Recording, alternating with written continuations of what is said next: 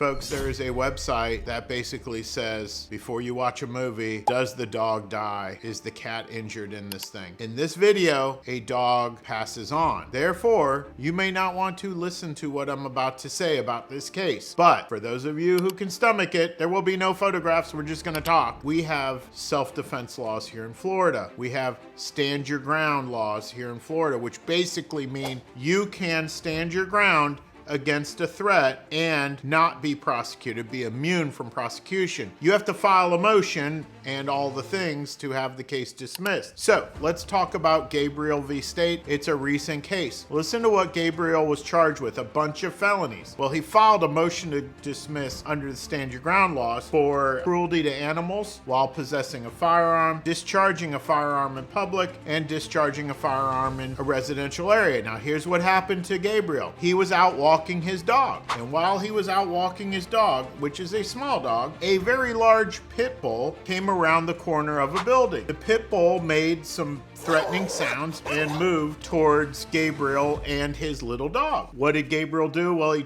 tried to kick the pit bull away, which caused the pit bull to become even more aggressive. So at that point, Gabriel tried to scare the pit bull away by firing a warning shot over the pit bull's head. The warning shot did not do anything, and the pit bull continued to attack and pinned down Gabriel and his small dog. So at this point, Gabriel felt he had no other choice, and he shot the pit bull and killed the pit bull. After this happens, the pit bull's owner comes around the corner. The pit bull's owner is walking his dog without a leash. Folks, who does that still? You have a big dog, a pit bull. Some insurance companies will not even give you homeowners insurance with this lovely, I think, animal. But really, you are walking a pit bull without a leash. And guess what? Gabriel is the one that got arrested and handcuffed for a bunch of felonies for shooting this unleashed attacking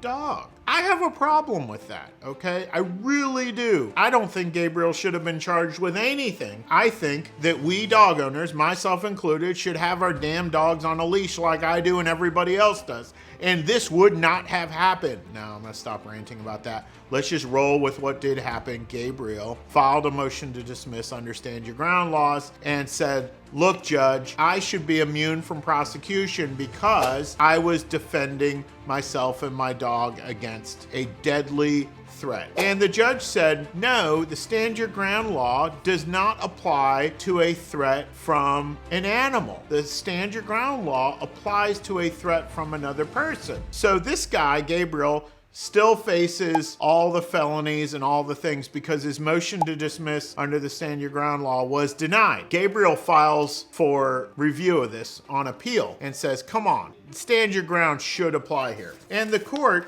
basically agreed with him and overturned the trial judge and said, you know what? Stand your ground does apply to a dog attack. They said a person is immune from criminal prosecution from the use of deadly force against an animal where the person has a reasonable belief that such force is necessary to prevent imminent death or great bodily harm to himself or to another.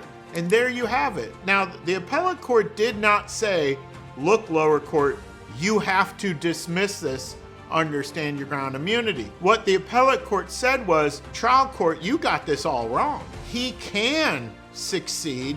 He can utilize the statute when he's being attacked by a pit bull. Now, you still have to decide whether it applies and whether he should be granted immunity.